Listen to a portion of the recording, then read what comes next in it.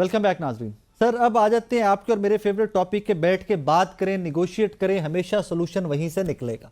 मेरा भी वो फेवरेट टॉपिक के सब्जेक्ट है कि कोई भी कॉन्फ्लिक्ट होगा पूरी दुनिया के अंदर, you will have to sit on the table, आपको बैठ के बात करनी पड़ेगी, वहीं से सोल्यूशन निकलेगा। सर क्या आज भी तहरीके इंसाफ बैठने के लिए तैयार है, या अगली तरफ से दूसरा फ्रीक जो है पाकिस्तान के अंदर, क्या वो बैठने के कहीं पर अग्री होता नजर आ रहा है? कोई कॉरेस्पॉन्डेंस, कोई खतो किताबत चल रही है? सवाल है। देखिए, मेरी जो कंटेंशन थी, मेरा जो बिलीफ है, हम्म। वो पहले से ज्यादा आज पक्का है। हम्म। और वो ये है कि जी मुज़ाकरात होने चाहिए, बातचीत होनी चाहिए, हम्म। और उसमें हमें तमीज नहीं करनी चाहिए कि जी ए के साथ बैठना है, बी के साथ नहीं बैठना। जो भी देखिए, इस वक्त prime minister of the country, उन्होंने हमें इनवाइट किया हुआ है बातचीत के लिए। Speaker of the national assembly ने इनवाइट किया हुआ है। स्पेशल जो एडवाइजर है to prime minister on political affair, Rana Sana की इन्विटेशन पड़ी हुई है। लॉ मिनिस्टर की इन्विटेशन पड़ी हुई है। इसी तरह से और से बहुत से लोगों की हुकूमत से हमारे पास इन्विटेशन है, और वो कह रहे हैं जी कि हम बातचीत शुरू करें। हम्म। मेरा ख्याल ये सब्जेक्ट आज जाएगा, जेर बहस आएगा। अब इशू ये है कि बातचीत जो हम कहते थे और आज भी कहते हैं कि असल में जो बातचीत है वो तो एस्टैब्लिशमेंट के साथ होनी चाहिए। और जब ये लोग भी हमारे पास आते हैं, मसलन मेरे पास कुछ लोग आए हैं जो कि हुकूमत के मेंबरान हैं, उनके जी। साथ मेरी जाती दोस्तियां हैं। जी। उन्होंने कहा यार हम ही से बात कर लो, हमने भी तो बात उनकी कंसल्टेशन से ही आगे बढ़ानी है ना। सो बेसिकली ये है कि जी बात उन्हीं से होनी है, उन्होंने फैसले करने हैं, और ये एक किस्म का पॉलिटिकल कैमोफ्लेज हो जाएगा। हम्म। और मैं वो जो आप देखिए, ये जो सुहेल वड़ाइच साहब के जो आर्टिकल आए हैं जी। 3, जी। मेरा ख्याल है आपकी नजर से भी जी। जी गुजरे बिल्कुल होंगे। बिल्कुल बिल्कुल। का जो पहला आर्टिकल था जिसमें कि उन्होंने सियासी स्टेबिलिटी की बात की है, और ये कि जी उसको मशरूत किया है किसी एक चीज से। हम्म। ये एक ओपनिंग है, मैं इसको एक ऊपर देखता हूँ, और मैं ये आर्टिकल भी जो लिखूंगा आइंदा का वो आएगा, वो इसी के ऊपर ही आएगा कि इस ओपनिंग को हम किस तरीके से इस्तेमाल कर सकते हैं और आगे बढ़ सकते हैं। कम से कम ये तो महसूस किया गया है ना कि जी सियासी स्टेबिलिटी के बगैर मुल्क आगे नहीं बढ़ सकता, इसलिए कोई ना कोई रास्ता निकालना चाहिए। हम्म। तो जब एक हार्ड एक स्टैंड लेने से, जब आप एक सॉफ्ट स्टैंड लेने की तरह इसी किस्म की कंडीशंस लगाई जाती हैं, वी फील कि अगर बातचीत शुरू होगी, जिसका मैं स्ट्रॉन्गेस्ट एडवोकेट हूं, तो ये तमाम चीजें जो है ये भी टेबल पे आ जाएंगी, और मामला जो है वो बेहतरी हैं। मैं देख रहा हूं, मैं करन मुझे नजर आई है, ये जो कैविएट दिया गया है और हम्म। बात की गई है सियासी स्टेबिलिटी की मुल्क में, the need for political stability in the country. I think I look at it very positive. Sir एक चीज पे तो मुझे बड़ा दुख है, और मैं आपसे बर्मला इजहार करूंगा, आप यू नो दैट कि मुझे बड़ा आपके high high regards for you. एक जो आपने जुमला फरमाया ना कि जो आपके दोस्त आपके पास बैठे हुए थे, दे सेट के लिए हमने भी वहां से कंसल्टेशन ही लेनी है, हमने भी वहीं से जाकर सलाह मशवरा करना है, इजाजत लेनी है, तो मुज़ाकरात आगे बढ़ेंगे। सर ये डेमोक्रेसी तो नहीं होती, you know that, I know that, ये जमहूरियत तो नहीं है। तो मेरे भाई, जमहूरियत कह कौन रहा है? ये जमहूरियत है इस मुल्क में, खुद ये कहते हैं हाइब्रिड निजाम है। Thank you. आपका डिफेंस मिनिस्टर ख्वाजा आसिफ साहब कहते हैं ये यस हाइब्रिड यस निजाम है और यस अब यही चलेगा। यस तो दैट। हमारी कोशिश है मेरे भाई को, ये है कि ये हाइब्रिड निजाम जो है ये जमहूरियत में बदले। और उसके लिए हम ये जो मैं बात करता हूँ, एडवोकेसी करता हूँ मैं नेगोशिएशंस की, डायलॉग की, वो इसी वजह से करते हैं कि ये हाइब्रिड निजाम ज्यादा देर चल नहीं सकता। ये पहले भी एक्सपेरिमेंट्स हुए, नहीं चले, फेल हो गए हैं। तो हमें जमहूरियत की तरफ लौटना होगा, आइन और कानून की तरफ लौटना होगा, और उसके लिए जरूरी है कि जितने भी पॉलिटिकल स्टेक होल्डर्स हैं वो शामिल होना चाहते हैं, उनको शामिल करेक्ट किया। फिर ना it does make sense. Sir गलती से मुझे याद आ गया आज ही की स्टेटमेंट चेयरमैन पाकिस्तान तहरीक इंसाफ जनाब बैरिस्टर गौहर साहब की, मुझे वर्ड टू वर्ड याद है, बिकॉज मैंने इतनी टाइम सुना है कि I wanted to make sense out of that कि हम फरिश्ते नहीं हैं, इंसान हैं, गलतियां हुई हैं, 9th में नहीं होना चाहिए था, आइंदा भी नहीं होना चाहिए। It does make sense sir, it totally does make sense. Imran Khan साहब भी मजम्मत कर चुके हैं, मैं आज असद कैसर साहब ने दोबारा से बावर कराया, दो वी ऑल नो दैट कि इमरान खान साहब ने कोर्ट में खड़े हुए मजम्मत की थी।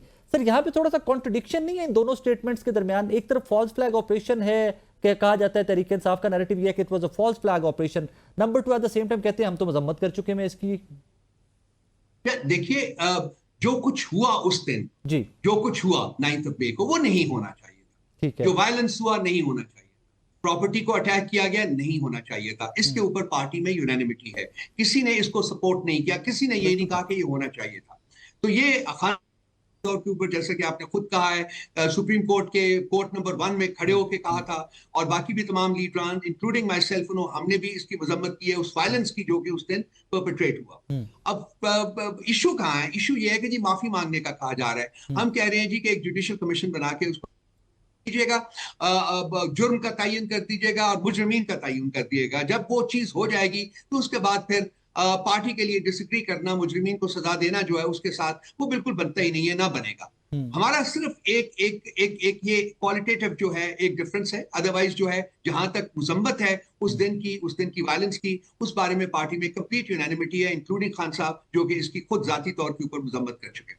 सर इसी को थोड़ा सा मजीद सिंप्लीफाई करते हैं। जो मुझे आपकी गुफ्तगू समझ आया कि पाकिस्तान तहरीक-ए-इंसाफ का कोई एक लीडर, कोई एक बंदा भी 9th मे वाले इवेंट्स की सपोर्ट में नहीं था, ना तब था ना आज है, और कोई भी पाकिस्तानी हो भी नहीं सकता इवन इन द फ्यूचर।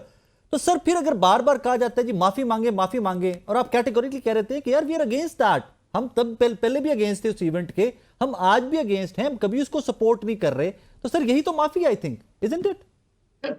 माफी आप कहते हैं खान साहब माने, खान साहब तो उस दिन कस्टडी में थे यार। खान साहब तो उन 3 दिनों के लिए 8 को शामिल करके 8, 9, 10 को आप नैब की कस्टडी में थे। तो उन्होंने कैसे, वो उसको कैसे रिस्पॉन्सिबिलिटी, फिर ये कहते हैं जो प्लानिंग हुई थी भाई उस प्लानिंग को साबित कर दें, जुडिशियल कमीशन बना दें या ओपन कोर्ट में एस्टैब्लिश करते हैं कि प्लानिंग हुई। हमारी कंटेंशन है कि कोई इस बारे में डिस्कशन ही नहीं हुई, तो फिर हमें मुर्द इल्जाम क्यों ठहराया जा रहा है? That is the whole difference. No 9th May को कंडेम करने के बारे में कोई डिफरेंस ऑफ ओपिनियन नहीं है पार्टी में, वो बिल्कुल सब लोग करते हैं। गौर साहब ने किया, खान साहब ने खुद किया हुआ, तो जब खान साहब ने किया हुआ तो पार्टी का कोई फर्द तो उसको सपोर्ट नहीं कर सकता ना, वो भी कंडेम ही करेंगे। तो हम सब करते हैं और करना भी चाहिए, बैलेट के ऊपर कंडेम करना चाहिए। लेकिन ये कि ये जो इसका एक जुडिशियल प्रोसेस है, ड्यू प्रोसेस ऑफ लॉ जिसको कहते हैं, जब ये उसमें से गुजरेगा तो ये इसके मुजरिम का तयन और सजा का तयन जो है वो ज्यादा क्रेडिबल होगा, और उसके साथ फिर पोलिटिकल उसके साथ आहंग हो सकती है। Fair enough. सर अब थोड़ा सा उस सूबे की तरफ रुख करते हैं जहां पर आपकी हुकूमत है, खैबर पख्तूनख्वा सैलाब की जद में है। बड़े अफसोस की बात है, जितना भी उसके ऊपर दुख का इजहार किया जाए, जितनी कीमती जाने वहां पर ज़ाया हुई हैं। आज ही मैं देख रहा था कोई 400 के करीब का नंबर, 450 का नंबर मुजम्मिल इस्लाम साहब ने दिया हुआ है। सर वहां पर आप ही के कुछ लोगों ने, गवर्नमेंट ऑफिशियल्स ने, पाकिस्तान तहरीक-ए-इंसाफ की गवर्नमेंट के ऑफिशियल्स ने वहां पर कहा कि हमें वफाक की मदद की जरूरत नहीं है। सर डोंट यू थिंक वो थोड़ी सी अनजस्ट सी स्टेटमेंट थी? सर ये बेसिकली प्रोविंशियल मैटर है, वो कर रहे हैं, इसको हैंडल कर रहे हैं, और मेरा ख्याल है कि बहुत अच्छा हैंडल कर रहे हैं। जो फंड्स की जरूरत थी वो एलोकेट कर दिए गए हैं, वो हर उस इलाके में जहाँ के तूफान की तबाहकारियां आई हैं वो पहुंचाए जा रहे हैं, रेस्क्यू ऑपरेशंस भी जारी हैं, रीसेटलमेंट का जो एक प्लान्स है वो भी बने हैं, वो भी किए जा रहे हैं। तो मेरा ख्याल है कि सूबाई हुकूमत पे छोड़ देना चाहिए, अगर उनको जरूरत पड़ेगी इस सिलसिले में। देखिए जहां एनडीएम में है और जहां पीडीएम में है, इन सबको भी ऑन बोर्ड, ये हैं ऑन बोर्ड है, इनकी भी कम से कम जो हमें सबसे इंपॉर्टेंट चीज जो करने वाली है राय साहब, वो ये है कि हमारी जो वीकनेसेस हैं उनको हमें प्लग इन करना पड़ेगा। और क्योंकि ये जो अब क्लाइमेटिक चेंजेस जो हैं, ये तो इसकी जात में तो हम आ चुके हुए हैं। अब ये सिर्फ ये नहीं है कि ये आखिरी है, ये शायद पहला है, और मेरा ख्याल अगले साल फिर हमें इसी किस्म की तबाहकारियां देखनी होंगी, लेकिन हमें बेटर प्रिपेयर्ड होना चाहिए इनको मीट करने के लिए। बाकी ये फैसले जो है ये सूबाई हुकूमत करेगी। मेरे पास जो इंफॉर्मेशन है और मेरी जो फीलिंग है, स्ट्रॉन्ग फीलिंग है, वो ये है कि वफाकी हुकूमत शायद अपना वो रोल प्ले नहीं करना चाह रही जो कि इस किस्म के हालात में उसको प्ले करना चाहिए। लेकिन मैं once again let me reiterate कि सूबाई हुकूमत का प्रेरोगेटिव है, उनको ही फैसला करने दे जिस तरीके से वो बेहतर करेंगे। ऑब्जेक्टिव जो है वो ये है कि जी आवाम को ज्यादा से ज्यादा और जल्द से जल्द रिलीफ जो है वो उन तक पहुंचे और उनको मिले। सर जाते जाते वो एक शख्स याद करते जाते हैं आप और मैं, कि जिसने कहा था कि मैक्सिमम दरख्त लगाओ, दुनिया के हालातों वाकयात जिस तरह बदल रहे हैं, और फिर पाकिस्तान में एक ड्राइव भी स्टार्ट की गई थी, बिलियन ट्री सुनामी। तो आई थिंक हमें उस तरफ सबको बढ़ना होगा, दरख्त मैक्सिमम लगाने होंगे इन डेज बहुत ज्यादा। लेकिन उसके साथ साथ मेरे भाई एक चीज यादा करना चाहूंगा कि हम लॉ अबाइडिंग कौम नहीं हैं, और हम ग्रेजुअली कम लॉ अबाइडिंग होते जा रहे हैं। हमें एहसास नहीं है इन चीजों का, जो डिफॉरेस्टेशन का जो अमल है, जो आप दरख्त काट कर सर्दियों में आग जलाते हैं और अपने चूल्हे गर्म करते हैं, भाई ये मामला, इसके बारे में मेरा ख्याल है स्ट्रिक्टर लॉज जो है वो बनने चाहिए और सजाएं देनी चाहिए। डिफॉरेस्टेशन का अमल जो है ये खत्म होना चाहिए कुलियतन। बहुत शुक्रिया आपके वक्त का। जनाब रऊफ हसन साहब हमारे साथ मौजूद थे। करंट पॉलिटिकल सिनेरियो को हमने आज रात थोड़ा सा डिटेल में डिस्कस किया है, उनके साथ हाथा करने की कोशिश की है कि पाकिस्तान तहरीक-ए-इंसाफ की सियासत है कहाँ पे, कंफ्यूजन कहाँ पे है, वर्कर और लीडर के दरमियान में जो गैप है वो क्यों डेवलप हो रहा है। काफ़ी सारे टॉपिक्स मैंने टच करने की कोशिश की है। एक छोटा सा ब्रेक ले रहे हैं, ब्रेक के बाद वापस आते हैं हमारे साथ।